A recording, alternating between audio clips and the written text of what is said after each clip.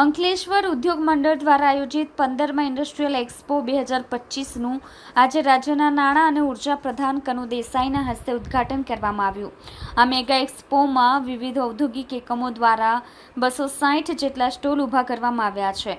3 દિવસ સુધી ચાલનારા આ એક્સપોમાં રાજ્યભરના લોકો મુલાકાત લેશે. એક્સપોની સાથે AIA આણંદપુરા ટ્રોફી એવોર્ડ સેરેમનીનું પણ આયોજન કરવામાં આવ્યું હતું. આ કાર્યક્રમમાં ઉત્કૃષ્ટ કામગીરી કરનાર ઔદ્યોગિક એકમોના પ્રતિનિધિઓનું સન્માન કરવામાં આવ્યું હતું.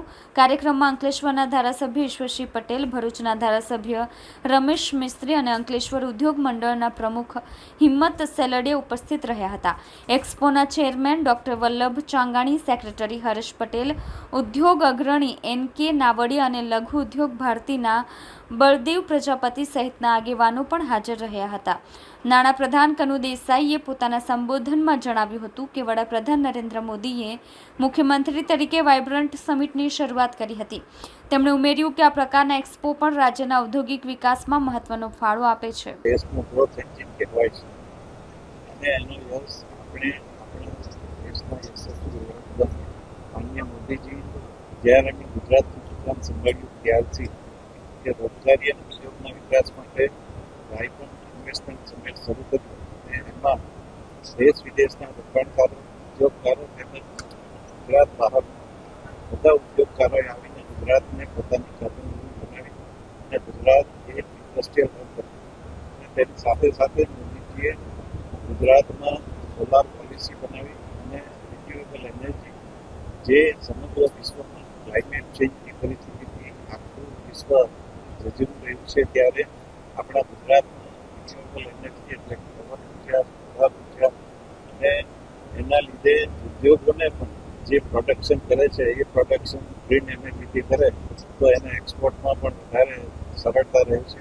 આવા અનેક આયામો ગુજરાત સરકારે શરૂ કર્યા અને તેને માનનીય મુખ્યમંત્રી ભૂપેન્દ્રભાઈની સરકાર આગળ ચલાવી રહી છે અને ઉદ્યોગો માટે ઘણા બધા સુધારાઓ થવા જઈ રહ્યા છે, થઈ રહ્યા છે અને આ એક્સપોનું આજે જે ઉદ્ઘાટન થયું એમાં આ વિસ્તારમાં સૌથી વધુ લોકપ્રિય ધારાસભ્ય શ્રી ઈશ્વરભાઈ, ભરૂચના ધારાસભ્ય શ્રી મહેશભાઈ સાથે સાથે અનેક ઉદ્યોગપતિઓએ ભાગ લીધો અને ઉદ્યોગપતિઓને શ્રી DA આનંદપુરા પુરસ્કારથી સન્માન આવ્યા.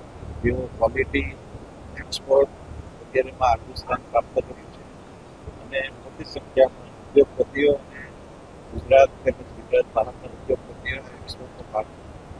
સર, વસાહતોમાં કોમન ફેસિલિટી દાખલા તરીકે પોર્ટ છે કે એના માટે ગુજરાત સરકારનો શું અભિગમ હતો?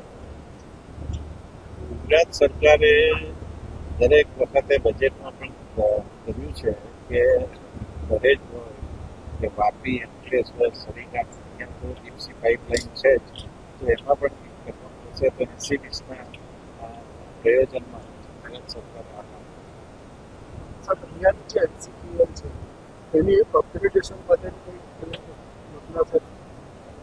આ તો કન્ટિન્યુઅસ પ્રોસેસ છે. અપગ્રેડેશન કરવાની જરૂર હોય છે અને એ રીતે થતું છે. સર, એક લાઇનનો ઉપરથી એડિટમેન્ટ બી લાગી રહી છે. એક લાઇનનો ઉપર સ્પીડ પર બી ક્રિટિકલ જોન આના માટેના જે પેરામીટર્સ છે અને એના માટેની જે સેમ્પલિંગ છે એ બધા થઈ રહ્યા છે ને